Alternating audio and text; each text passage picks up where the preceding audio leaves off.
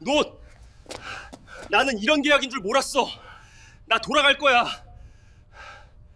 보내줘, 제발.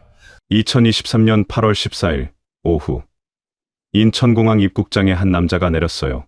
휠체어에 앉은 채였죠.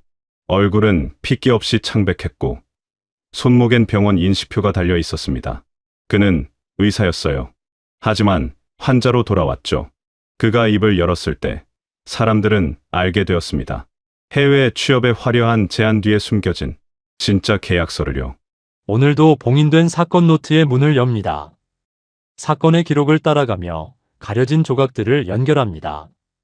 그날 무슨 일이 있었는지, 기록이 말하지 못한 진실을 지금부터 함께 확인하시죠. 구독과 좋아요, 알림 설정은 이 기록을 이어가는 힘이 됩니다. 해외에서 위험에 갇혀 있다고 느껴진다면 혼자 판단하지 마세요. 외교부 영사콜센터 24시간 상담 02-3210-0404. 한지훈, 32살, 성형외과 레지던트 출신이었어요. 2022년 가을, 그는 막다른 골목에 서 있었죠. 빚은 1억 2천만 원, 당직은 일주일에 4번, 자고, 먹고, 씻는 모든 시간이 병원 안에서 끝났어요. 그런데도 통장엔 돈이 쌓이지 않았습니다. 레지던트 4년차, 주변 동기들은 하나둘 개원 준비에 들어가고 있었죠. 그런데 지우는 대출 이자조차 밀리고 있었어요. 집은 월세, 차는 리스, 연애는 작년에 끝났고 친구들과의 연락도 뜸해졌습니다. 어느 날 밤, 그는 병원 옥상에 올라갔어요. 담배를 피우려던 게 아니었죠. 그냥 바람 좀 쐬려고요. 난간에 기대서서 아래를 내려다봤어요. 불빛들이 흐릿하게 번졌습니다. 의사인데 행복하진 않네요. 그날 옥상에서 그렇게 중얼거렸던 게 떠올랐어요. 그때였습니다. 휴대폰이 울렸죠. 모르는 번호였어요. 목소리는 차분했습니다. 정중했죠. 한지훈 선생님 맞으시죠? 네, 맞는데요. 저희는 해외 의료 컨설팅 기업입니다. 선생님의 이력을 보고 연락드렸어요. 지훈은 멍하니 듣고 있었습니다. 저희가 캄보디아 프놈펜의 클리닉을 새로 오픈하려고 해요. 한국식 성형 시스템을 그대로 옮기는 프로젝트죠. 대표 원장을 모시고 싶습니다. 월급은 1억 원, 계약 기간은 1년이고요. 숙소, 비행기 값, 비자 전부 저희가 처리해드려요. 1억. 지훈의 귀에 그 숫자만 박혔어요. 진짜 1억이요? 네, 보장됩니다. 한 달만 일하셔도 빚 다 갚으실 수 있잖아요. 맞아요. 한 달이면 됐어요. 석 달이면 재개할 수 있었죠. 지훈은 말했습니다. 조건 좀 더 들어봐도 될까요? 물론이죠. 내일 호텔 라운지에서 뵐까요? 그날 밤, 지훈은 잠을 못 잤어요. 핸드폰을 켜고 끄고를 반복했죠. 검색했어요. 캄보디아 성형외과, 한류 의료 진출, K-뷰티 붐. 기사는 넘쳐났습니다. 실제로 캄보디아엔 한국 병원들이 속속 진출하고 있었죠. 프놈펜 중심가엔 성형외과 광고판이 즐비했어요. 한글로 쓰인 간판들도 보였고요. 지훈은 생각했어요. 이게 진짜 기회일 수도 있겠다. 남들이 다 가는 길인데 뭐가 문제겠어. 다음 날 오후 2시, 지훈은 정장을 차려입고 호텔로 향했습니다. 서울역 근처 5성급 호텔이었죠. 로비, 라운지, 창가 쪽 테이블에 한 남자가 앉아 있었어요. 40대 중반쯤 보였죠. 깔끔한 정장에 금태 안경. 명함을 건넸습니다. K-메디컬 파트너스, 해외사업본부장 김태윤. 악수는 부드러웠어요. 말투도 정중했죠. 선생님, 고생 많으시죠? 레지던트 생활이 쉽지 않잖아요. 저도 의료계에서 오래 일했어요. 다들 비슷해요. 번아웃 오고, 빚 쌓이고. 그 말에 지우는 고개를 끄덕였습니다. 그래서 저희가 기회를 드리는 거예요. 해외로 나가면 달라요. 한국에선 환자 한 명 수술해도 수가 쪼개지잖아요. 근데 캄보디아에선 100% 현금이에요. 고객도 이미 확보돼 있고요. 지우는 물었어요. 그럼 제가 투자금 같은 거 내야 하나요? 아니요. 필요 없어요. 저희가 이미 클리닉 세팅 다 끝냈어요. 장비도, 인력도 다 준비됐죠. 선생님은 그냥 오셔서 수술만 하시면 돼요. 너무 좋은 조건이었어요. 지우는 의심보다 희망이 앞섰죠. 김태윤은 태블릿을 꺼내 보여줬어요. 화면엔 깔끔한 병원 내부 사진들이 있었죠. 수술실, 회복실, 상담실. 전부 한국 병원 수준이었습니다. 보세요. 이미 오픈 준비 끝났어요. 다음 달부터 환자 받기로 했고요. 선생님만 오시면 바로 시작할 수 있어요. 지우는 사진들을 하나하나 넘겨봤어요. 실제로 그럴듯했죠. 장비 브랜드도 익숙한 것들이었고요. 조명도 밝았습니다. 커피를 한 모금 마신 김태윤이 말했어요. 참, 그리고 말이죠. 환자들은 대부분 한국 교민이거나 현지 부유층이에요. 언어 문제 없어요. 통역사도 상주하고요. 지우는 점점 마음이 기울었습니다. 그런데 말이에요. 김태윤이 잠시 목소리를 낮췄어요. 한 가지만 준비해 주셔야 해요. 여권이랑 의사면허 원본이요. 비자 발급하려면 필수거든요. 공증까지 해서 저희한테 맡겨주시면 돼요. 원본을요? 네, 정식 절차예요. 안심하세요. 저희 변호사가 다 관리합니다. 출국 전에 돌려드릴 수도 있는데요. 그럼 비자 처리가 늦어져서요. 보통은 현지 도착해서 돌려드려요. 지우는 잠시 망설였어요. 면허 원본을 맡긴다는 게 찝찝했죠. 김태윤은 웃으며 말했습니다. 선생님, 1억이에요. 한 달만 일하면 인생 바뀌는 거예요. 지금까지 저희랑 계약한 의사 선생님들 5분 계신데요. 전부 만족하고 계세요. 걱정 안 하셔도 됩니다. 지우는 테이블 위에 놓인 계약서를 봤어요. 두툼했죠. 30페이지는 넘어 보였습니다. 천천히 읽어보세요. 궁금한 거 있으면 언제든 연락 주시고요. 일주일 안에 답 주시면 돼요. 그날 저녁, 지우는 원룸으로 돌아왔어요. 계약서를 펼쳤죠. 월급 1억 원, 계약, 기간 1년, 숙소 제공, 왕복, 항공권 제공, 의료사고, 보험 가입. 조건은 완벽했어요. 하지만 중간쯤에 이상한 문구가 있었죠. 제12조 계약, 위반 시 손해배상. 계약자가 일방적으로 계약을 파기할 경우 발생한 모든 손실에 대해 배상 책임을 진다. 뭐 당연한 내용 아닌가. 지우는 그렇게 생각했어요. 어느 회사나 있는 조항이잖아요. 그는 동기에게 전화했습니다.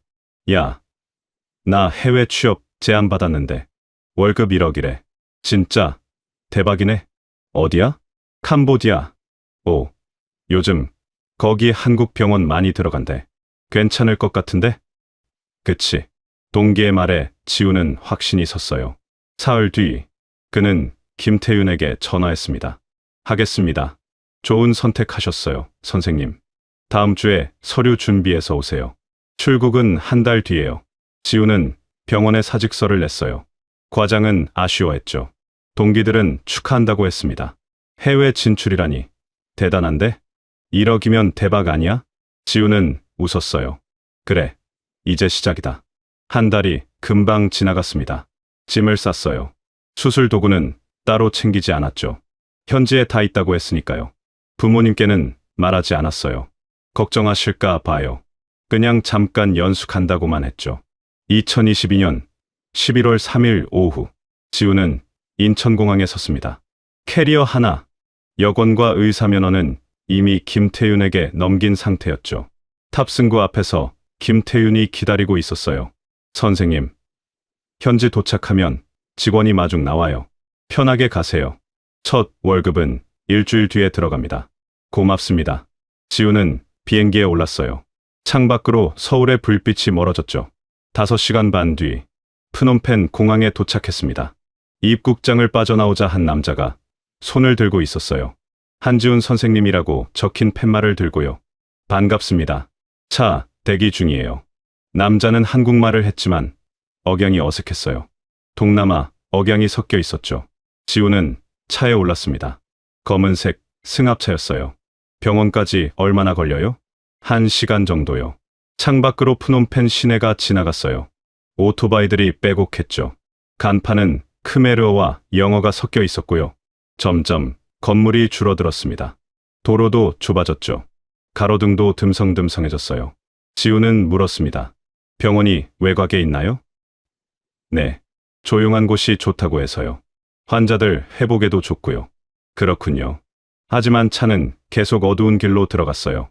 포장도 안 된 흙길이었죠. 지훈의 가슴이 두근거리기 시작했습니다. 그날 그는 몰랐어요. 자신이 타고 있는 게 병원 가는 차가 아니라는 거요. 차가 멈춘 곳은 병원이 아니었어요. 낡은 3층 건물, 페인트가 벗겨진 외벽, 간판도 없었죠. 주변엔 아무것도 없었습니다. 가로등 하나 없는 어둠뿐이었어요. 지훈은 내리면서 물었어요. 여기가 병원인가요? 네. 들어가시죠. 남자는 짐을 들고 앞서 걸었습니다. 철문을 열었어요. 삐걱거리는 소리가 났죠. 안은 더 어두웠어요. 복도엔 형광등 하나만 깜빡이고 있었고요. 소독약 냄새는 났지만 병원 특유의 깨끗한 느낌은 없었습니다. 계단을 올라갔어요. 2층. 복도 끝에 방 하나가 보였죠. 여기서 쉬세요. 내일 아침에 원장님 오십니다. 남자는 짐을 놓고 나갔어요. 문이 닫혔죠. 열쇠 돌아가는 소리가 들렸습니다. 지훈은 방 안을 둘러봤어요. 침대 하나, 책상 하나, 창문은 있었지만 쇠창살이 박혀 있었죠. 뭔가 이상했어요. 숙소라기엔 너무 허술했습니다. 에어컨도 없었고요. 화장실은 복도 끝에 공용으로 있다고 했죠. 지훈은 핸드폰을 꺼냈어요. 와이파이를 찾았습니다. 잡히는 게 없었죠. 데이터도 안 터졌어요. 로밍 신청을 안 했나. 그는 그렇게 생각했습니다. 짐을 풀었어요. 옷 몇 벌, 세면 도구, 그리고 수첩 하나. 수첩엔 계약 내용을 적어뒀었죠. 월급 1억, 일주일 뒤 입금. 지훈은 침대에 누웠습니다. 천장을 바라봤어요. 곰팡이 자국이 여기저기 보였죠. 내일 보면 알겠지. 그렇게 생각하며 눈을 감았습니다. 그날 밤, 지훈은 이상한 소리에 잠을 깼어요. 쿵, 쿵. 뭔가 떨어지는 소리였습니다. 위층에서 났어요. 그리고 여자 목소리. 작게 들렸지만 분명했죠. 한국말이었습니다. 제발요, 제발. 지훈은 벌떡 일어났어요. 문을 열려고 했죠. 잠겨 있었습니다. 손잡이를 흔들었어요. 끄덕도 안 했죠. 누가 지나갔어요. 복도에서 발소리가 들렸습니다. 무거운 발걸음이었죠. 지훈은 문에 귀를 댔어요. 계단 올라가는 소리, 그리고 문 열리는 소리. 여자의 울음소리가 잠시 크게 들렸다가 문이 닫히며 사라졌습니다. 지훈은 다시 침대에 앉았어요. 등골이 서늘했죠. 다음 날 아침, 누군가 문을 두드렸습니다. 일어나세요. 원장님 오셨어요. 지훈은 서둘러 옷을 입고 나갔어요. 1층 사무실로 안내받았죠. 책상에 한 남자가 앉아 있었습니다. 50대 초반쯤 보였어요. 정장은 입지 않았고요. 반팔 셔츠에 청바지 차림이었죠. 팔엔 문신이 가득했습니다. 앉아요. 남자는 담배를 피우고 있었어요. 재떨이엔 꽁초가 가득했죠. 지훈 선생, 어제 잘 쉬었어요? 네. 그런데 여기가 병원 맞나요? 맞죠. 왜요? 사진이랑 좀 다른 것 같아서요. 그리고 장비는 어디 있나요? 남자가 피식 웃었습니다. 장비 있죠. 필요한 거 다 있어요. 오늘부터 일 시작할 건데. 첫 환자 벌써 대기 중이에요. 지훈은 당황했어요. 오리엔테이션도 없이요? 병원 시스템 설명 같은 거 안 해주시나요? 시스템? 여긴 한국 아니에요. 환자 오면 수술하고 돈 받는 게 시스템이에요. 남자는 서랍을 열어 서류 하나를 꺼냈습니다. 계약서였어요. 지훈이 서명한 그 계약서요. 이거 읽어봤죠? 네. 12조 봤어요? 네, 계약 위반 시 손해배상이요. 맞아요. 근데 말이죠. 여기 뒷장 봤어요? 남자가 서류를 넘겼습니다. 지훈이 보지 못한 페이지였어요. 아니, 처음부터 없던 페이지였죠. 부속 조항 제3항. 이탈 시 발생한 모든 손실은 본인의 신체를 담보로 보상함. 그 말은 몸의 가격이 매겨졌다는 뜻이었습니다. 지훈의 얼굴이 하얗게 질렸어요. 이게 뭐예요? 계약이죠. 선생이 여기 온 이유예요.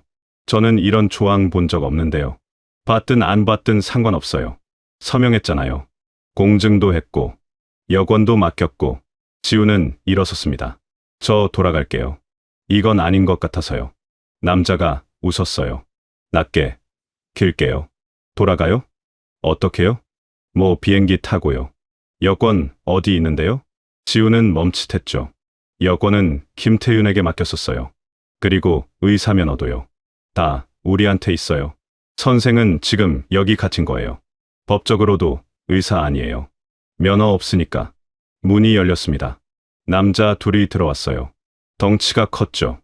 팔뚝이 지운 허벅지만 했습니다. 첫 환자 데려와. 잠깐만요. 저 정말 못해요. 이건 불법 아니에요? 불법? 여긴 캄보디아예요. 한국 법 안 통해요. 경찰도 우리 편이고. 지우는 뒤로 물러섰어요. 하지만 남자들이 양쪽을 막았죠. 선생, 조용히 해요. 첫 달만 일하면 돈 줄게요. 1억 받고 한국 가면 되잖아요. 왜 힘들게 하려고 해요? 안 돼요. 저 못해요. 그럼 여기서 죽든가. 남자의 목소리가 낮아졌어요. 아니면 선생 가족이 죽든가. 지훈의 심장이 멎었습니다. 선생 집 주소 알아요. 부모님 연락처도 알고요. 동생도 있죠? 23. 대학생이던데. 이름이 뭐더라? 한자? 지훈의 온몸이 얼어붙었습니다. 협박하시는 거예요? 협박 아니에요. 사실이에요. 선생이 말 안 들으면 선생 가족이 대신 갚아야죠. 빚 1억, 2천에 위약금 3억. 여기 오는데 든 비용 5천. 총 4억 8천. 이자는 월 10%. 지우는 무릎이 풀렸어요. 책상에 손을 짚었죠. 그때 문이 또 열렸습니다. 여자 하나가 끌려 들어왔어요. 한국 여자였죠. 20대 후반쯤 보였어요. 얼굴은 퉁퉁 부어 있었고요. 눈은 충혈돼 있었습니다. 입술은 터져 있었어요. 원장이 말했습니다. 이 사람 이중턱, 지방흡입. 오늘 안에 끝내요. 돈은 이미 받았어요. 여자는 지훈을 봤어요. 눈빛이 간절했죠. 도와달라는 눈빛이었습니다. 하지만 지훈은 아무 말도 할 수 없었어요. 수술실로 데려가. 남자들이 여자를 끌고 나갔습니다. 여자는 저항하지 않았어요. 이미 포기한 눈빛이었죠. 선생도 따라가요. 장비 다 준비돼 있어요. 지훈은 비틀거리며 일어났어요. 복도를 걸었죠. 다리가 후들거렸습니다. 수술실 문이 열렸어요. 안은 생각보다 깨끗했습니다. 장비도 있었죠. 한국에서 쓰던 것들과 비슷했어요. 소독도 돼 있었고요. 하지만 이건 병원이 아니었습니다. 도축장이었어요. 지훈은 그제야 깨달았죠. 자신이 탄 게 비행기가 아니라 함정이었다는 거요. 여권도 없이, 면허도 없이. 가족은 인질이 됐고요. 그는 장갑을 꼈습니다. 손이 떨렸어요. 마취 준비 시작됐습니다. 여자가 침대에 누웠어요. 눈물이 흐르고 있었죠. 지훈은 주사기를 들었습니다. 프로포폴이 담겨 있었어요. 그리고 중얼거렸습니다. 미안합니다. 주사가 들어갔어요. 여자의 눈이 감겼죠. 지훈은 메스를 들었습니다. 그날부터 지훈의 하루는 수술로 채워졌어요. 환자는 끊이지 않았습니다. 전부 한국 여자들이었죠. 그들도 속은 거예요. 취업 사기, 결혼 사기, 투자 사기, 캄보디아로 끌려온 사람들이었습니다. 그리고 지훈은 그들을 수술하는 의사가 됐어요. 돈을 받기 위해서가 아니었죠. 가족을 지키기 위해서였습니다. 아니, 살아남기 위해서였어요. 첫 수술이 끝났을 때 지훈의 가운엔 피가 묻어 있었어요. 수술 자체는 성공이었죠. 이중턱 지방 약 80ml 흡입, 봉합도 깔끔하게 끝났습니다. 하지만 여자는 회복실로 가지 않았어요. 남자 둘이 들것째로 끌고 나갔죠. 어디로 데려가는 거예요? 3층이요. 회복실 있어요. 지훈은 따라가려고 했습니다. 팔이 붙잡혔어요. 선생은 여기 있어요. 다음 환자 곧 와요. 다음이요? 지금 막 끝났는데요? 오늘 3명 더 있어요. 지훈은 말문이 막혔습니다. 1시간 뒤, 두 번째 환자가 들어왔어요.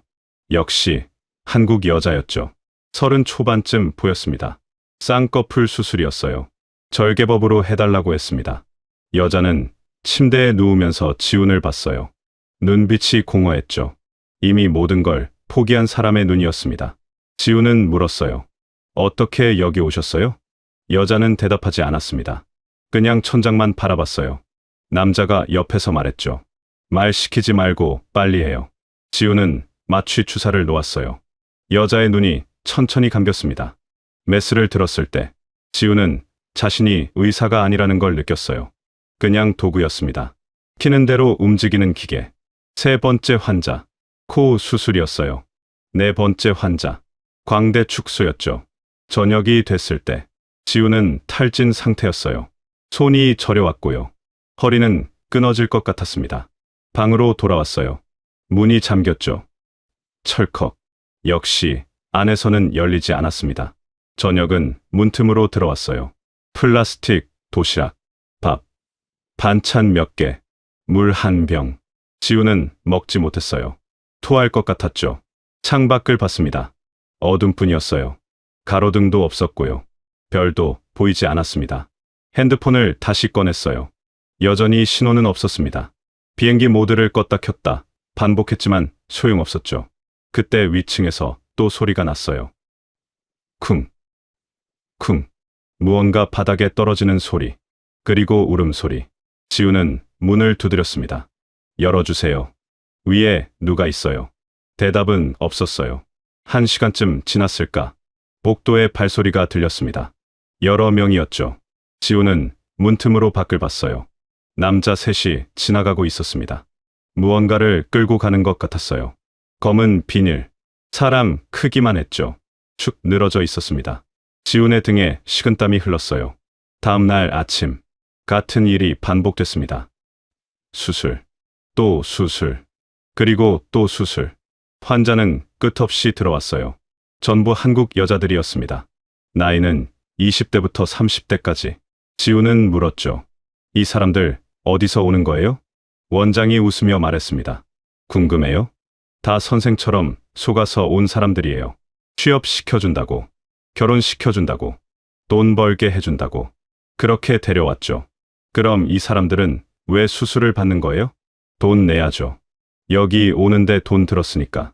항공료, 숙박비, 관리비, 다 빚이에요. 빚 갚는 거예요. 몸으로. 지우는 이해할 수 없었어요. 수술로 빚을 갚는다고요? 그럼요. 이 사람들 수술비는 한국 남자들이네요. 화상 채팅으로 여자 보고 예쁘게 만들어달라고 돈 보내죠. 그럼 우리가 수술하고 여자는 빚이 줄고 우리는 돈 벌고 완벽하잖아요. 지우는 말문이 막혔습니다. 그리고 말이죠. 수술 잘하면 값이 올라가요. 여자 값이요. 그럼 더 비싸게 팔 수 있죠. 팔다니요? 당연하죠. 여기가 뭐 하는 곳인지 알아요? 사람 키우는 곳이에요. 예쁘게 만들어서 파는 거예요. 중국이든 태국이든 돈 주는 대로 보내요. 지우는 뒷걸음질 쳤어요. 원장이 담배를 붙이며 말했습니다. 선생도 마찬가지예요. 의사 면허 있으니까 데려온 거예요. 값어치 있으니까요. 1년 일하면 보내줄게요. 약속은 지키는 사람이에요. 나. 셋째 날 밤. 지우는 잠들지 못했어요. 3층에서 계속 소리가 났죠.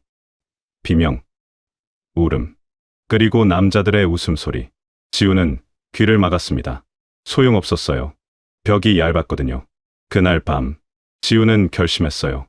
여기서 나가야 한다고. 문은 잠겨 있었죠. 창문은 쇠창살, 복도엔 감시가 있었습니다. 하지만 수술실은 달랐어요. 그곳엔 약품이 있었죠. 프로포폴, 미다졸람, 케타민. 지우는 계획을 세우기 시작했습니다. 넷째 날, 수술 중에 지우는 약품 하나를 주머니에 숨겼어요. 프로포폴 10ml, 주사기도 하나 챙겼죠. 감시하던 남자는 눈치채지 못했습니다. 수술에만 집중하고 있었거든요. 다섯째 날, 또 하나를 숨겼어요. 이번엔 미다졸람이었죠. 여섯째 날, 주사기 2개를 더 챙겼습니다. 가운 안쪽 주머니에 넣었어요. 일주일이 지났을 때 지우는 약품을 모아뒀었죠. 프로포폴 50ml, 미다졸람 20ml, 사람 하나를 재울 수 있는 양이었습니다. 체중 70kg 기준으로요. 그날 밤, 지우는 잠들지 않았어요. 복도의 발소리를 기다렸죠. 시계는 없었지만 감각으로 시간을 가늠했습니다. 자정쯤 남자 하나가 지나갔어요. 순찰이었습니다. 지우는 문을 두드렸어요. 저기요. 아파요. 배가 아파요. 발소리가 멈췄습니다. 문 앞에 섰어요. 뭐, 배가 너무 아파요. 토할 것 같아요. 남자가 문을 열었습니다. 짜증 섞인 얼굴이었죠. 담배 냄새가 났어요. 뭐가 아프다고. 그 순간, 지훈이 주사기를 꺼냈어요. 남자의 목에 찔렀습니다. 프로포폴 30ml가 들어갔어요. 남자는 눈이 풀리며 비틀거렸죠. 5초, 10초, 그리고 무릎이 꺾였습니다. 쿵. 남자가 쓰러졌어요. 지우는 떨리는 손으로 남자의 주머니를 뒤졌습니다. 핸드폰, 열쇠, 뭉치, 그리고 지갑. 핸드폰을 켰어요. 신호가 잡혔습니다. 지우는 112를 눌렀습니다. 아니, 여긴 캄보디아였죠. 손가락이 떨렸어요. 인터넷을 켰습니다.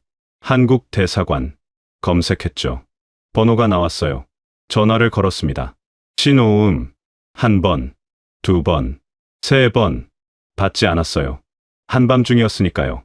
지우는 짧게 문자를 쳤어요. 도와주세요. 캄보디아 프놈펜 외곽. 의사 한지훈입니다. 납치 감금됐습니다. 여자들도 여러 명 있습니다. 전송. 그리고 남자를 방 안으로 끌고 들어갔어요. 문을 닫았죠. 열쇠 뭉치를 들고 복도로 나갔습니다. 1층으로 내려가야 했어요. 그런데 계단 아래에서 목소리가 들렸습니다. 담배 한 대만 더 피우고 올라가. 지우는 얼어붙었어요. 3층으로 방향을 틀었습니다. 거긴 가본 적이 없었죠. 복도는 더 어두웠어요. 방문이 4개 보였습니다. 한 방에서 소리가 났어요. 낮게 흐느끼는 소리. 지우는 열쇠로 문을 열었습니다. 3번째 열쇠였어요. 안엔 여자 3이 있었습니다. 전부 한국 여자들이었죠. 침대에 누워 있었어요. 얼굴엔 붕대가 감겨 있었습니다. 지훈이 수술한 사람들이었어요. 한 여자가 지훈을 봤습니다. 눈만 보였어요. 그 눈이 말하고 있었죠. 제발. 지훈은 떨리는 목소리로 말했어요. 나갈 거예요. 저 따라오세요. 여자 하나가 일어났습니다. 비틀거렸죠. 수술한 지 이틀밖에 안 됐거든요. 다른 여자도 일어났어요. 3명이 지훈을 따라 복도로 나왔습니다. 그때였어요. 아래층에서 고함 소리가 들렸죠. 야, 한 번 쓰러져 있어. 의사놈 어디 갔어? 지훈의 심장이 터질 것 같았습니다. 발소리가 계단을 올라오고 있었어요.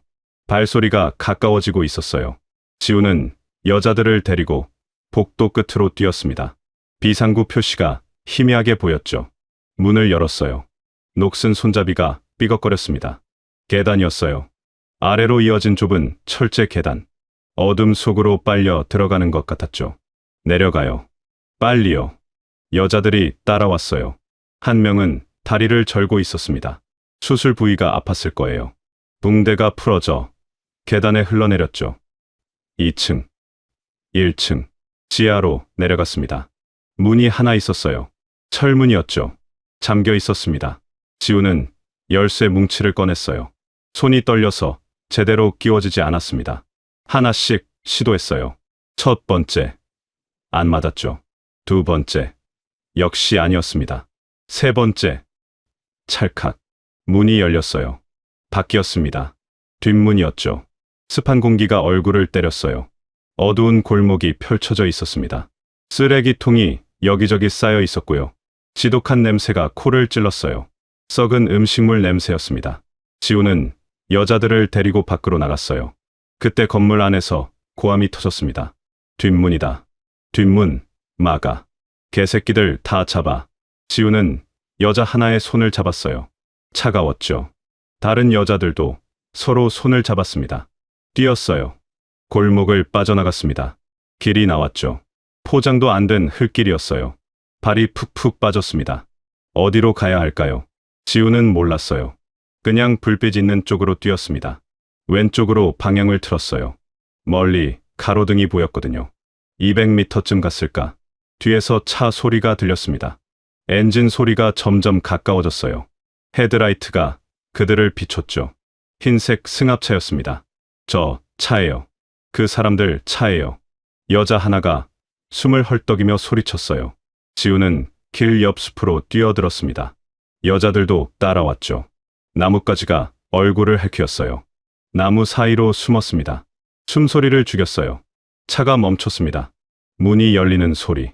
남자 3이 내렸죠.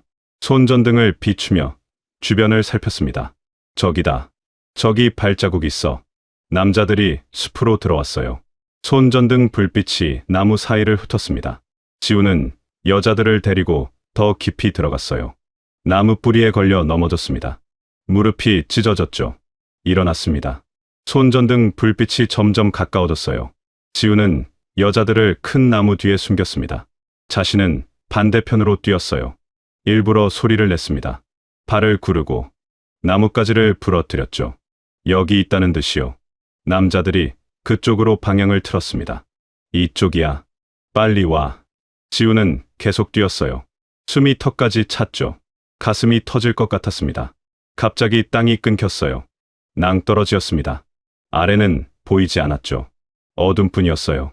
지우는 멈춰섰습니다. 손전등 불빛이 그를 비췄어요. 잡았다. 이 새끼. 남자 둘이 달려왔습니다. 10m, 5m. 지우는 뒤로 물러섰어요. 발이 공중에 떴죠. 떨어졌습니다. 비명을 지를 틈도 없었어요. 쿵. 몸이 땅에 부딪혔습니다. 온몸에 충격이 왔어요. 숨이 막혔죠. 갈비뼈가 부러진 것 같았습니다. 하지만 높지 않았어요. 3m쯤 됐을까요? 지우는 신음하며 일어났습니다. 다리가 저렸지만 부러지진 않았어요. 위에서 손전등 불빛이 비쳤습니다. 야, 거기 있어. 내려가. 죽여버려. 남자들이 내려오기 시작했어요. 지우는 다시 뛰었습니다. 앞이 보이지 않았죠.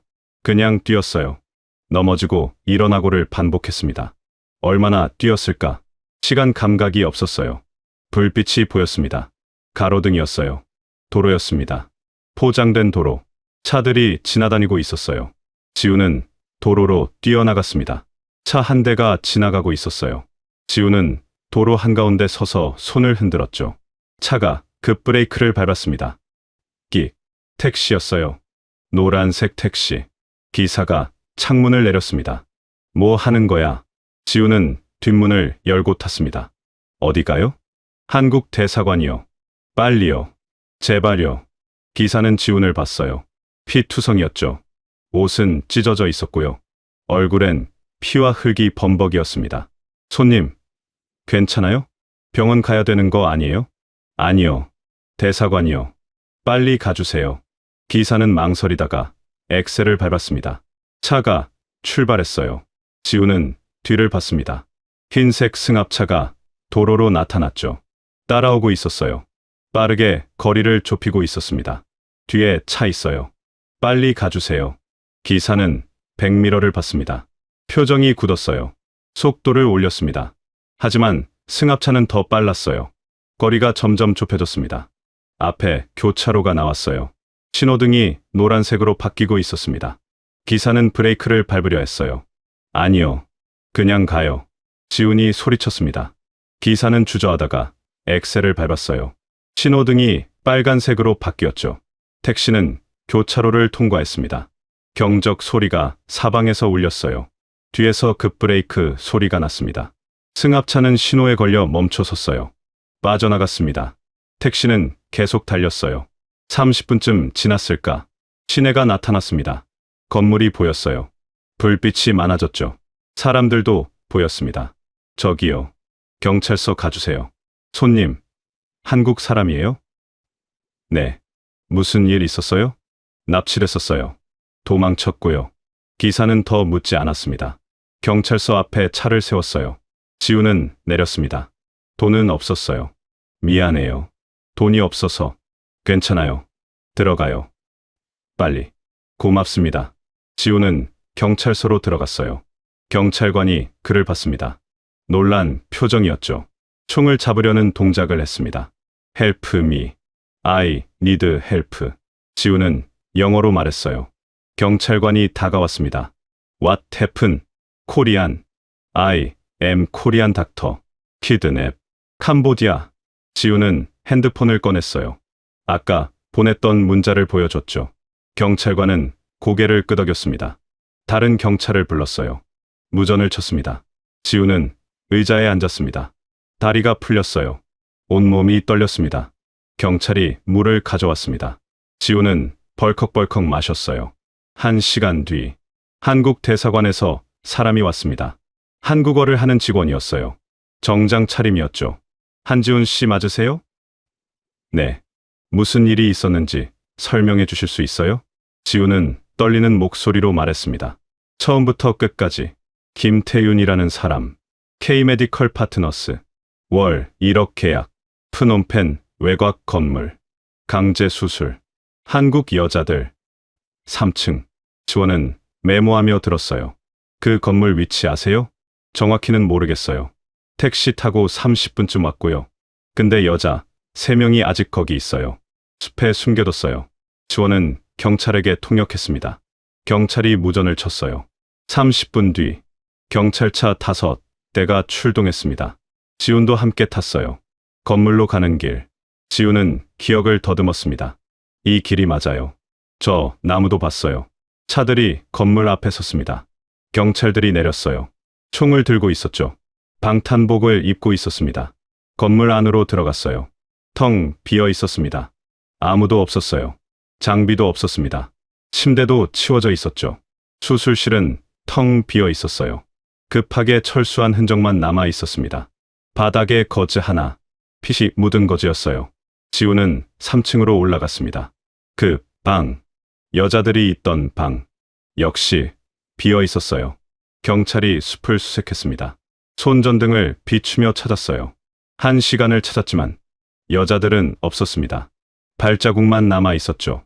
지우는 그 자리에 주저앉았어요. 지원이 어깨를 두드렸습니다. 일단 병원 가요. 치료부터 받아야 해요. 지우는 고개를 끄덕였어요. 그날 그는 알았습니다. 계약서에 적힌 진짜 의미를요. 본인의 신체를 담보로. 그건 목숨을 건다는 뜻이었죠. 그리고 그 계약은 아직 끝나지 않았습니다.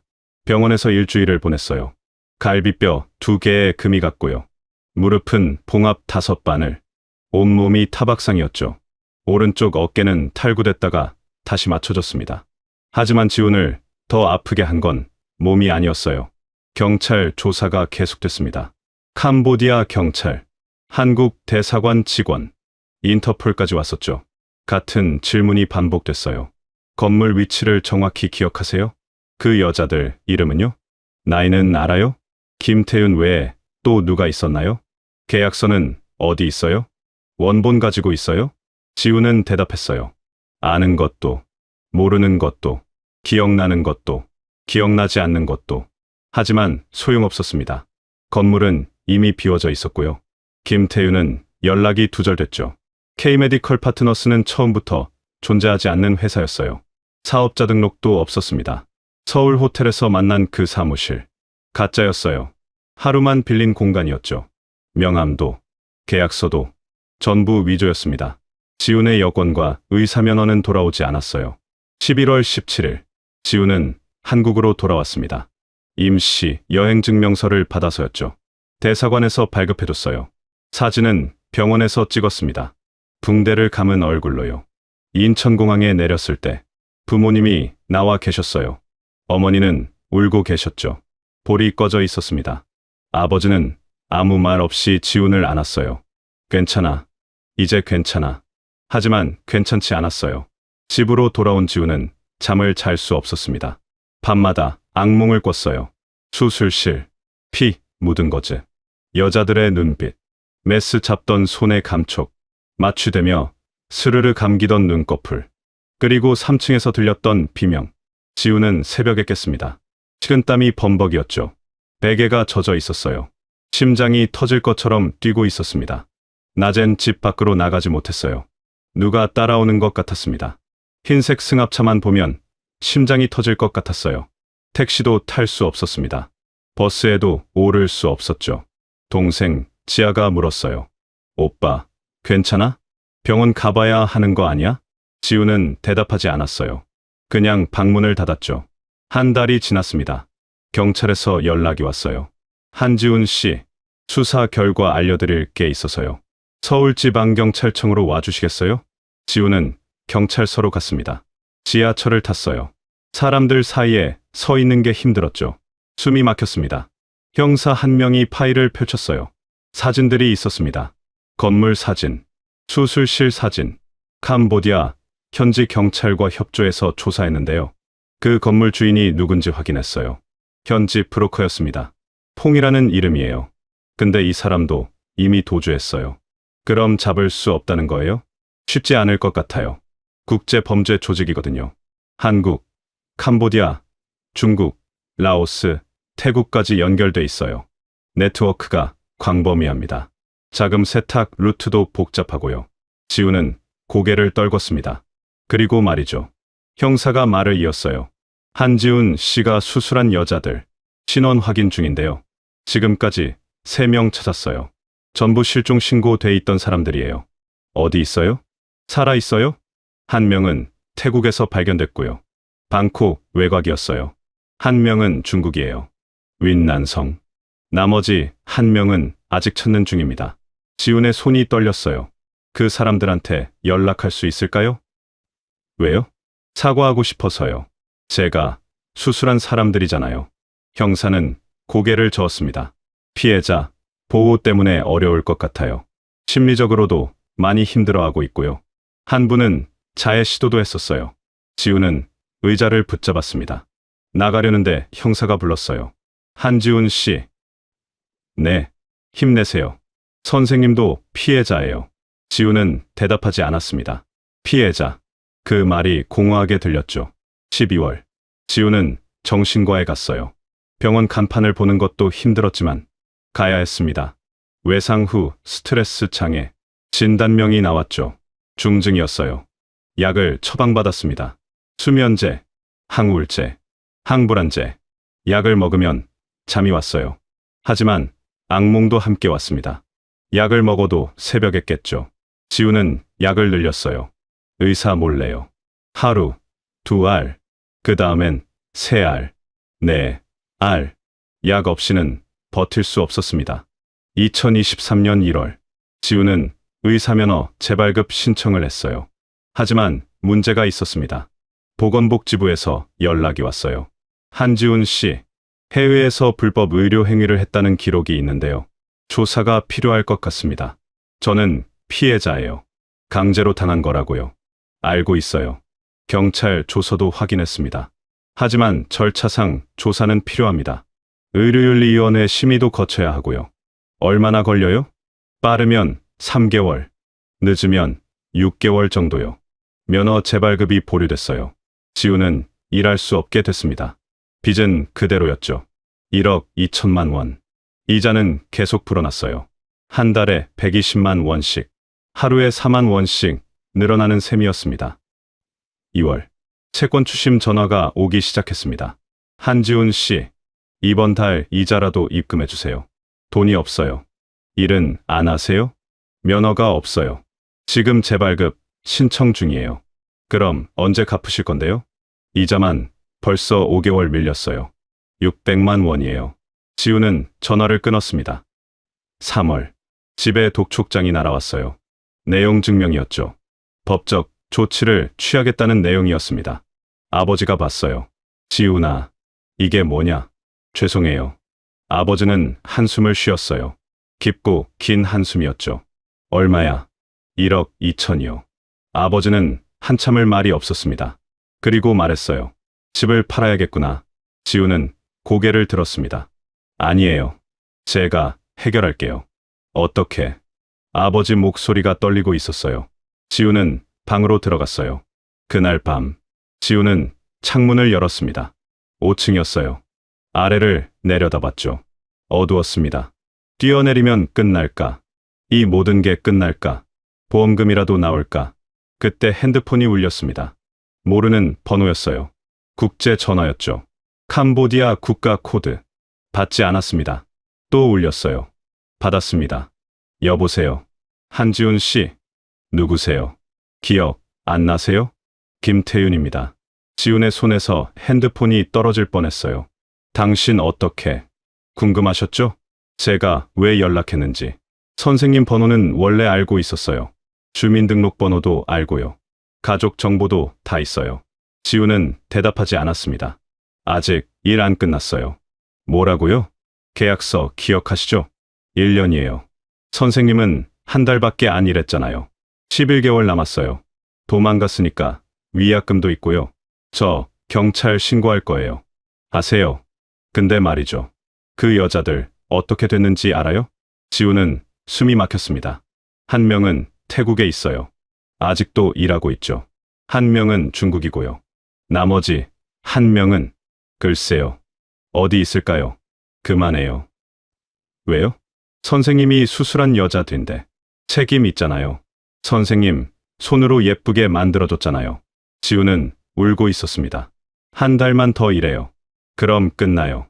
여권도 돌려드리고, 면허도 돌려드리고, 빚도 갚아드릴게요. 5천만 원. 현금으로요. 거짓말. 거짓말 아니에요. 진짜예요. 이번엔 달라요. 라오스예요. 거긴 안전해요. 경찰도 매수했고요. 어떻게 믿어요? 안 믿어도 돼요. 근데 선택지가 있어요? 지금 선생님, 뭐 할 수 있는 거 있어요? 집 팔아요? 부모님 평생 모은 돈 날려요? 동생 학교는요? 지우는 대답할 수 없었습니다. 사흘 뒤 연락할게요. 생각해보세요. 전화가 끊겼어요. 지우는 바닥에 주저앉았습니다. 핸드폰을 쥔 손이 떨리고 있었어요. 사흘 뒤, 김태윤은 정말 전화했어요. 어때요? 결정하셨어요? 지우는 한참을 침묵했습니다. 창밖을 봤어요. 어머니가 빨래를 널고 계셨죠. 아버지는 마당에 앉아 담배를 피우고 있었습니다. 어디로 가야 해요? 현명한 선택이에요. 이번엔 라오스예요. 비엔티안. 한 달만 일하면 돼요. 월급 5천. 빚에서 차감해 드릴게요. 지우는 눈을 감았습니다. 알겠습니다. 좋아요. 다음 주에 항공권 보낼게요. 이번엔 도망가지 마세요. 다음엔 동생한테 연락할 거예요. 지우는 그날부터 약을 모으기 시작했어요. 수면제, 항우울제, 항불안제, 프로포폴은 구할 수 없었지만 다른 약들은 있었죠. 병원을 돌아다니며 처방받았습니다. 다른 의사들한테요. 이유는 만들어냈어요. 불면증이 심해서요. 공황장애가 있어요. 우울증 재발했어요. 약이 쌓여갔습니다. 서랍 가득. 지우는 생각했어요. 한 달만 버티면 돼. 아니, 버티는 게 아니었죠. 이번엔 달랐어요. 이번엔 지훈이 스스로를 마취시킬 준비가 돼 있었습니다. 감정을, 양심을, 그리고 인간성을 전부 잠재울 거예요. 그렇게라도 살아남아야 했으니까요. 2023년 3월 28일, 지훈은 다시 공항에 섰습니다. 이번엔 혼자였어요. 부모님께는 말하지 않았죠. 친구 만나러 간다고만 했습니다. 가방 하나, 안엔 옷 몇 벌과 약들이 들어 있었어요. 수면제, 항우울제, 항불안제, 서랍 가득 모아뒀던 것들이었죠. 비행기에 올랐습니다. 라오스행. 창밖으로 서울이 멀어졌어요. 지우는 눈을 감았죠. 심장이 빠르게 뛰고 있었습니다. 4시간 뒤, 비엔티안 공항에 도착했어요. 입국장을 빠져나오자 남자 하나가 서 있었습니다. 팻말은 없었어요. 그냥 지훈을 보고 고개를 끄덕였죠. 한지훈 씨. 네, 차 있어요. 남자는 한국말을 했지만 억양이 어색했어요. 동남아 억양이 섞여 있었죠. 캄보디아에서 봤던 그 남자와 비슷했습니다. 지훈은 차에 올랐어요. 검은색 픽업 트럭이었죠. 이번엔 시내로 들어갔습니다. 건물들이 보였어요. 사람들도 많았죠. 오토바이가 거리를 가득 메우고 있었습니다. 30분쯤 지났을까? 차가 한 건물 앞에 섰습니다. 4층짜리 건물이었어요. 1층은 식당이었죠. 간판이 라오스어로 적혀 있었습니다. 손님들이 보였어요. 여기에요. 남자가 건물 옆 철문을 열었어요. 계단이 보였죠. 2층으로 올라갔습니다. 문을 열자 복도가 나타났어요. 이번엔 깨끗했습니다. 형광등도 환했고요. 바닥도 깔끔했죠. 소독약 냄새가 났습니다. 첫 번째 방 문이 열렸어요. 사무실이었습니다. 책상이 있었고요. 컴퓨터도 있었죠. 서류들이 정리돼 있었어요. 한 남자가 앉아 있었습니다. 김태윤이었어요. 지우는 그 자리에 얼어붙었습니다. 어서 와요, 선생님. 비행기 표는 괜찮았어요? 김태윤은 웃고 있었어요. 정장을 입고 있었죠. 서울에서 만났을 때와 똑같았습니다. 앉아요. 지우는 의자에 앉았어요. 다리가 떨렸죠. 긴장하지 마세요. 이번엔 다를 거예요. 약속했잖아요. 김태윤이 서류를 꺼냈습니다. 여기 계약서예요. 한 달, 5천만 원, 수술 20건, 하루에 한 건도 안 돼요. 쉽죠. 지우는 서류를 봤어요. 글자가 흐릿하게 보였습니다. 여권이랑 면허는요? 끝나면 드릴게요. 일단은 우리가 보관해요. 안전하게요. 지우는 고개를 끄덕였습니다. 숙소 보여드릴게요. 김태윤이 일어섰어요. 복도 끝 방으로 안내했습니다. 문을 열자 방이 나왔어요. 침대, 책상, 화장실도 안에 있었죠. 창문이 있었습니다. 쇠창살은 없었어요. 하지만 열리지 않았습니다. 용접돼 있었죠. 캄보디아보단 낫죠? 편히 쉬어요. 내일부터 시작할 거예요. 김태윤이 나갔습니다. 문이 잠겼어요. 지우는 가방을 풀었습니다. 약들을 꺼냈어요. 책상 서랍에 숨겼죠. 침대에 앉았습니다. 다시 시작이었어요. 다음 날 아침, 문이 열렸습니다. 일어나세요. 첫 환자 왔어요. 지우는 수술실로 안내받았어요. 이번엔 제대로 된 수술실이었습니다. 장비도 새 것이었고요. 조명도 밝았죠. 소독도 완벽했습니다. 한국 병원과 다를 게 없었어요. 간호사 2명이 대기하고 있었습니다. 라오스 사람들이었죠. 마스크를 쓰고 있었어요. 환자가 들어왔습니다. 한국 여자였어요. 25쯤 보였습니다. 눈 수술이었죠. 쌍꺼풀과 밑트임. 여자는 지훈을 봤어요. 눈빛이 공허했습니다. 초점이 없었어요. 지훈은 물었어요. 어떻게 오셨어요? 여자는 대답하지 않았습니다. 감시하던 남자가 말했죠. 말 시키지 말고 시작해요. 시간 없어요. 지훈은 마취 주사를 준비했습니다. 그때 여자가 속삭였어요. 살려주세요. 지훈의 손이 멈췄습니다. 빨리 안 해요? 남자의 목소리가 날카로웠어요. 지훈은 주사를 놓았습니다. 여자의 눈이 천천히 감겼어요. 수술이 시작됐습니다. 1시간 뒤. 끝났어요. 여자는 회복실로 옮겨졌죠. 2번째 환자가 들어왔습니다. 역시 한국 여자. 코 수술. 3번째 환자. 광대 축소. 일주일이 지났습니다. 지우는 매일 수술했어요. 하루에 1건씩. 환자는 전부 한국 여자들이었죠. 나이는 20대부터 30대. 누구도 말하지 않았습니다. 그들은 모두 같은 눈빛을 하고 있었어요.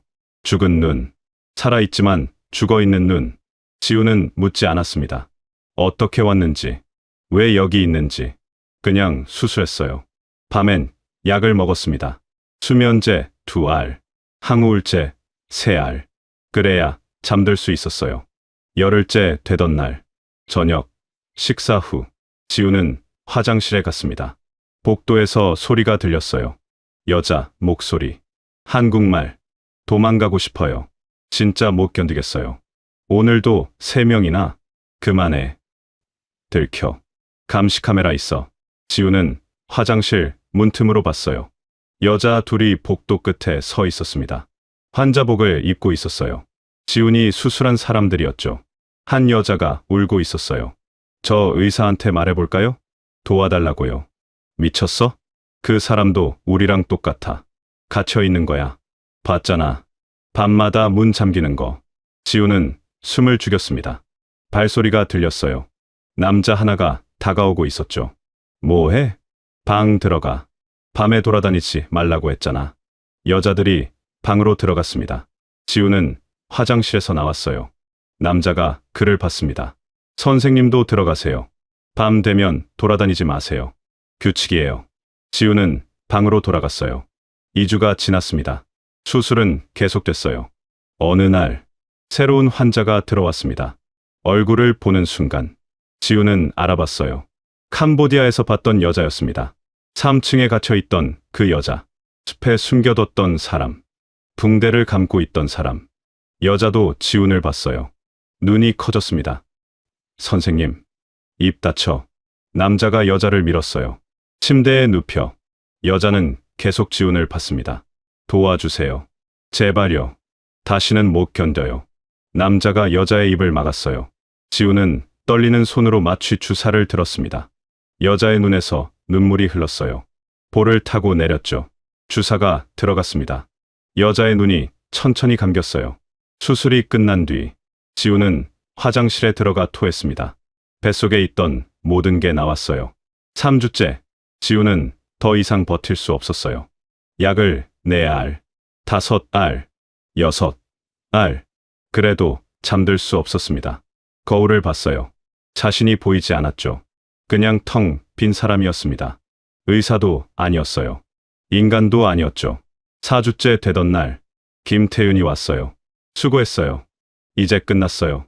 20건 다 했죠? 진짜요? 진짜예요. 약속 지키는 사람이에요. 나. 김태윤이 봉투 2개를 꺼냈습니다. 여기 5천만 원. 세어보세요. 지우는 봉투를 열었어요. 돈이 빼곡히 들어 있었습니다. 그리고 여권. 면허는 한국 가서 재발급 받으세요. 원본은 우리가 보관할게요. 왜요? 보험이죠. 선생님이 경찰한테 얘기하면 안 되니까. 면허 원본 있으면 선생님도 공범이에요. 20명 수술했잖아요. 불법으로요. 지우는 봉투를 받았습니다. 내일 공항 데려다 줄게요. 오후 2시 비행기. 그날 밤, 지우는 짐을 쌌어요. 봉투를 열어봤습니다. 돈을 세어봤어요. 진짜 5천만 원이었죠. 여권도 있었습니다. 지훈의 사진이 붙어 있었어요. 지훈은 울었어요. 끝났다. 이제 끝났다. 하지만 알고 있었죠. 끝난 게 아니라는 걸. 다음 날 오후 차가 대기하고 있었습니다. 지훈이 타려는 순간 김태윤이 말했어요. 참, 선생님. 네, 다음에 또 연락할게요. 6개월 뒤쯤 지훈은 얼어붙었습니다. 농담이에요. 가세요. 수고하셨어요. 차가 출발했어요. 공항으로 가는 내내 지훈은 뒤를 돌아봤습니다. 따라오는 차는 없었어요. 공항에 도착했습니다. 탑승 수속을 했어요. 출국 심사를 통과했죠. 비행기에 올랐습니다. 이륙했어요. 창밖으로 라오스가 멀어졌습니다. 지훈은 봉투를 가슴에 안았어요. 하지만 느낄 수 있었죠. 이건 끝이 아니라는 걸. 5시간 뒤 인천공항에 도착했습니다. 입국장을 나왔어요. 아무도 없었습니다. 마중 나온 사람도 없었죠. 지우는 택시를 탔어요. 집으로 가는 길. 핸드폰을 켰습니다. 문자 하나가 와 있었어요. 모르는 번호였죠. 내용은 이랬습니다. 수고하셨어요. 다음에 또 연락할게요. 선생님은 이제 우리 팀이에요. 지우는 핸드폰을 떨어뜨렸습니다. 건물 밖으로 나왔지만 지우는 여전히 갇혀 있었습니다. 2023년 5월 3일 지우는 은행에 갔어요. 5천만 원을 입금했습니다. 대출 이자부터 갚았죠. 밀린 6개월치 720만 원. 그리고 원금 일부 3천만 원. 남은 빚 8,200만 원. 많이 줄었어요. 하지만 여전히 빚더미였죠. 집으로 돌아왔습니다. 부모님은 물었어요. 돈 어디서 났어? 친구한테 빌렸어요. 아버지는 더 묻지 않았습니다. 그냥 고개를 끄덕였죠. 지우는 방으로 들어갔어요. 핸드폰을 봤습니다. 그 문자는 지우지 않았어요. 지울 수도 없었죠. 다음에 또 연락할게요. 언제 올까? 1달 뒤, 2달 뒤. 지우는 잠들 수 없었습니다. 일주일이 지났어요. 보건복지부에서 연락이 왔습니다. 한지훈 씨, 의사면허 재발급 승인됐어요. 다음 주에 수령 가능합니다. 지우는 전화를 끊었어요. 면허 돌아왔습니다. 하지만 기쁘지 않았어요. 이 면허로 뭘 하죠? 또 누군가를 수수하나요? 2주가 지났습니다. 지우는 정신과에 갔어요. 선생님, 약 효과가 없어요. 용량 늘릴까요? 아니요. 그것도 소용없을 것 같아요. 왜요? 그냥요. 의사는 지훈을 오래 봤습니다. 무슨 일 있으세요? 말씀하시면 도와드릴 수 있어요. 지훈은 고개를 저었어요. 괜찮아요. 병원을 나왔습니다. 거리를 걷고 있었어요. 그때 핸드폰이 울렸습니다. 모르는 번호, 국제 전화. 받지 않았어요. 다시 울렸습니다. 받았어요. 여보세요. 한지훈 씨, 저예요. 김태윤이었습니다. 지훈은 걸음을 멈췄어요. 또 일 있어요. 이번엔 필리핀이에요. 싫어요. 뭐라고요? 안 해요. 이제 그만할래요.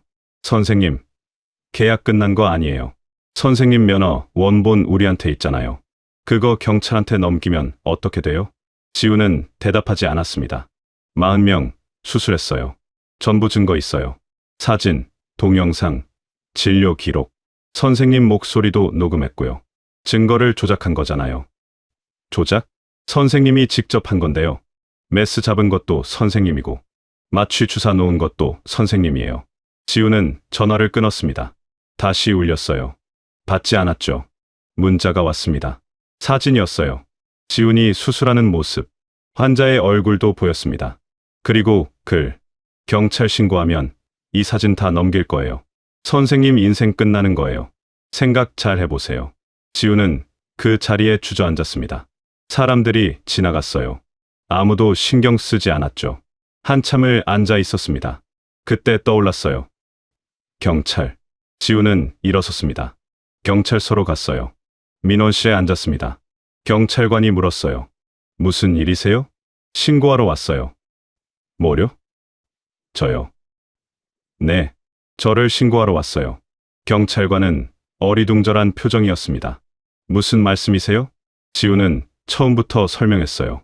김태윤, K메디컬 파트너스, 캄보디아, 라오스, 강제 수술, 한국 여자들, 40명.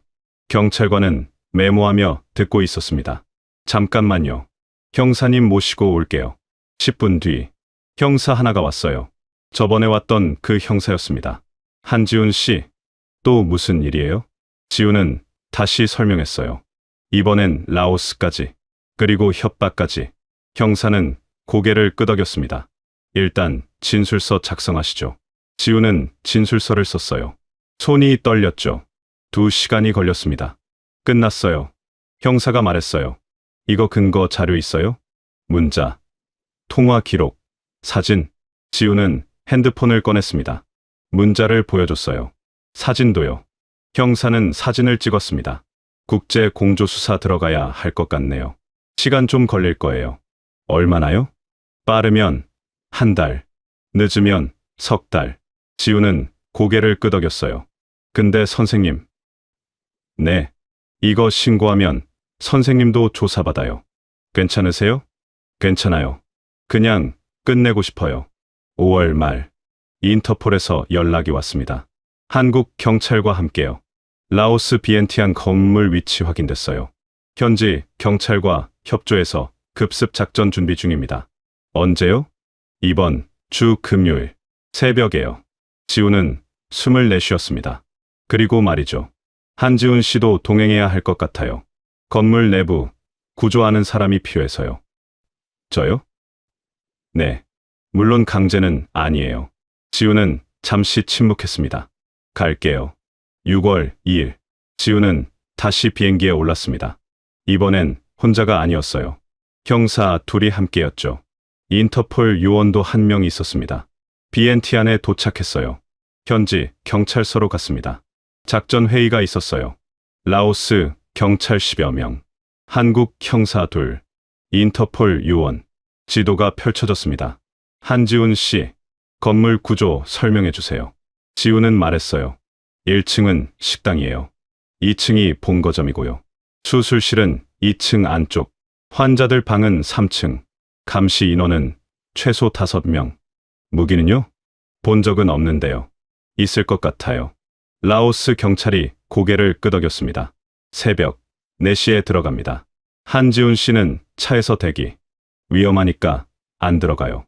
알겠습니다. 6월 3일 새벽 3시, 경찰차 6대가 출발했어요. 지훈도 탔습니다. 방탄조끼를 입고 있었어요. 1시간 뒤, 건물 앞에 도착했습니다. 어두웠어요. 1층 식당은 불이 꺼져 있었죠. 경찰들이 내렸습니다. 조용히 건물을 포위했어요. 무전이 울렸습니다. 준비 완료. 시작. 경찰들이 철문을 부수고 들어갔습니다. 쾅. 고함 소리가 들렸어요. 경찰이다. 움직이지 마. 비명. 고함. 발소리. 10분쯤 지났을까? 무전이 들렸습니다. 건물 확보 완료. 용의자 5명 체포. 피해자 8명 구조. 지훈은 차에서 내렸어요. 건물로 들어갔습니다. 2층. 남자 5명이 수갑 찬 채 앉아 있었어요. 김태윤은 없었습니다. 형사가 말했어요. 주범은 도주했어요. 어제 출국했대요. 지훈은 고개를 떨궜습니다. 3층으로 올라갔어요. 여자 8명이 앉아 있었습니다. 전부 한국 여자들이었죠. 구급대원들이 치료하고 있었어요. 한 여자가 지훈을 봤습니다. 선생님, 지훈이 수술했던 사람이었어요. 여자는 울고 있었습니다. 고마워요. 지훈은 아무 말도 할 수 없었어요. 그날 구조 작전은 성공했습니다.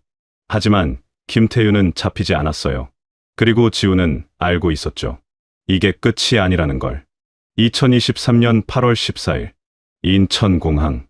지훈은 휠체어에 앉아 있었어요.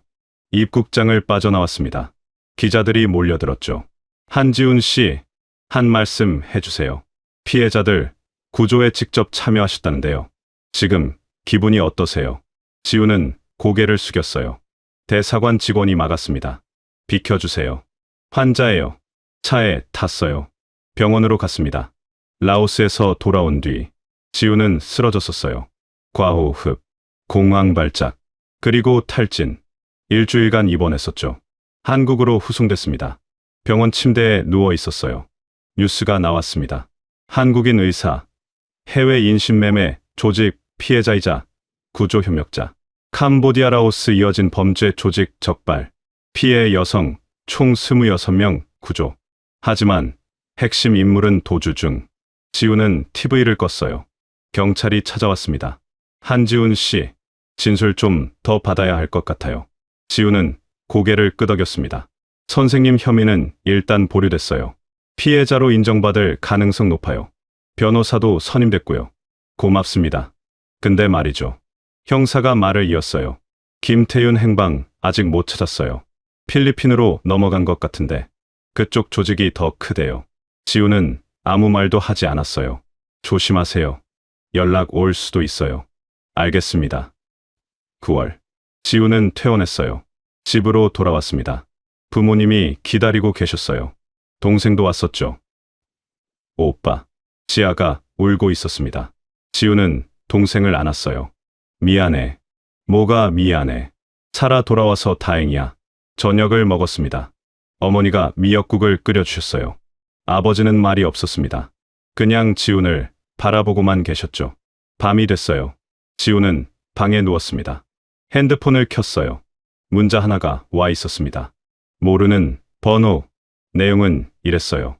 잘했어요, 선생님. 경찰한테 다 얘기했죠. 근데 말이에요. 끝난 게 아니에요. 선생님 얼굴 사진 있어요. 수술 기록도 있고요. 필요하면 언제든 쓸 수 있어요. 조심하세요. 지훈은 핸드폰을 던졌습니다. 10월. 검찰 조사가 시작됐어요. 지훈은 검찰청에 출석했습니다. 조사는 하루 종일 이어졌어요. 처음부터 끝까지 모든 걸 진술했습니다. 검사가 물었어요. 피해자들과 연락하고 싶으세요? 지훈은 고개를 저었습니다. 아니요. 그럴 자격 없어요. 왜요? 선생님도 피해자잖아요. 저는 가해자예요. 수술한 사람이에요. 제 손으로 직접요. 검사는 한참을 지훈을 봤습니다. 선생님 잘못 아니에요. 지훈은 울고 있었어요. 맞아요. 제 잘못이에요. 거부할 수 있었어요. 도망칠 수도 있었고요. 근데 저는 돈 때문에 갔어요. 빚 갚으려고요. 그래도 강요당한 거잖아요. 강요요? 두 번째는 제가 선택했어요. 5천만 원 받고 갔잖아요. 그게 강요예요? 그래서 더 이상 완전히 피해자라고만 말하긴 애매한 사람이 되어버렸습니다. 검사는 더 이상 말하지 않았습니다. 11월. 재판이 시작됐어요. 라오스에서 체포된 조직원 5명. 한국으로 송환됐습니다. 지훈은 증인으로 출석했어요. 피고인들을 봤습니다. 그들도 지훈을 봤죠. 한 명이 웃었어요. 재판장이 물었습니다. 증인, 피고인들이 피해자들을 어떻게 대했는지 진술해주세요. 지훈은 말했어요. 감금했어요. 여권 빼앗고, 폭력 쓰고, 협박했어요. 가족 죽인다고요. 그럼 증인도 같은 피해를 입었나요? 네. 피고인 측 변호사가 물었습니다. 증인은 수술 대가로 돈을 받았죠? 네. 얼마죠? 5천만 원이요. 그럼 피해자가 아니라 공범 아닌가요? 지훈은 대답하지 못했어요. 재판장이 말했습니다. 증인, 답변하세요. 저는 지훈의 목소리가 떨렸습니다. 잘 모르겠어요. 피해자인지 가해자인지. 법정이 조용해졌어요. 12월 1심 선고가 나왔습니다. 조직원 5명, 징역 7년에서 12년. 김태윤은 여전히 도주 중. 국제 수배령 발부. 지우는 기소유예 처분을 받았어요. 피해자로 인정됐습니다. 하지만 의사 면허는 정지됐어요. 2년간 지우는 더 이상 수술할 수 없게 됐습니다. 2024년 1월 지우는 상담센터에 갔어요. 인신매매 피해자 지원센터. 상담사가 물었습니다. 요즘 어떠세요? 잠을 못 자요. 약은 드시고 계시죠? 먹어도 소용없어요. 계속 꿈을 꿔요. 무슨 꿈이요? 수술하는 꿈이요. 끝없이 수술해요. 깨고 싶은데 안 깨져요. 상담사는 메모했습니다. 피해자분들도 비슷한 증상 보여요. 선생님만 그런 게 아니에요. 그 사람들 어떻게 지내요? 다들 힘들어하세요. 한 분은 아직도 입원 중이고요. 한 분은 한국 못 돌아왔어요. 현지에서 치료받고 있대요. 지우는 고개를 숙였습니다. 2월 지우는 편지 한 통을 받았어요.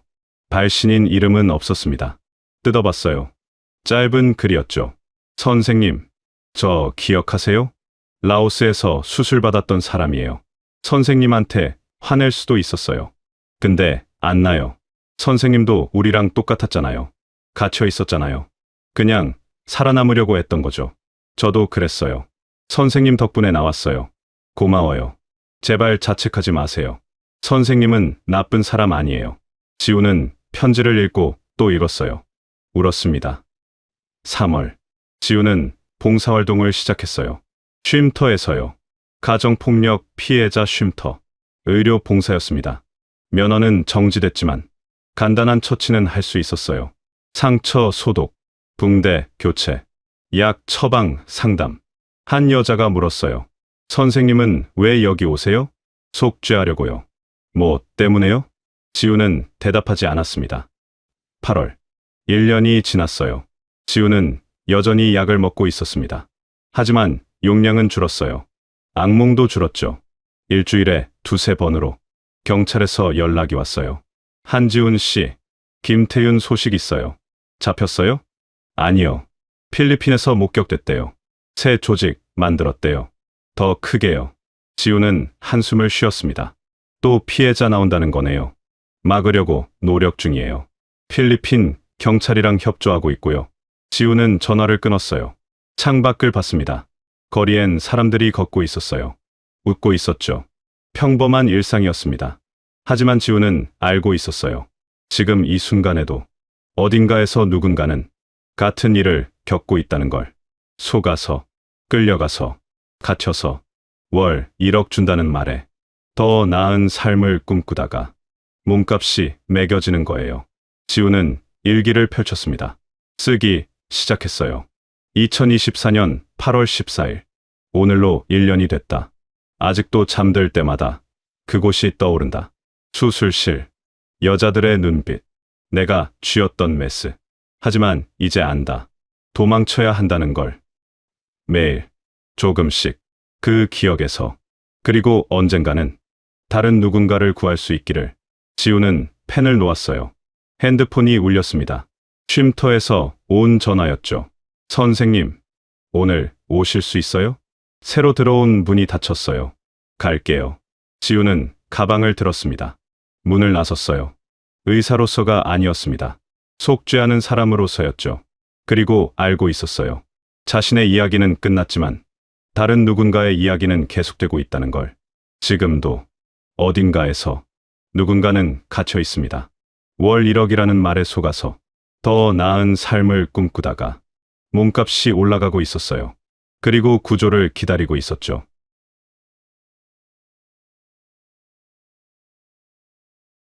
(2024년 11월) 인터폴 발표.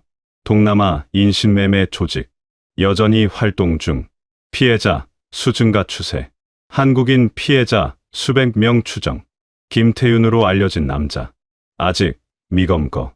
새로운 제보 접수 중. 만약 비슷한 제안을 받았다면 의심하세요. 월 1억.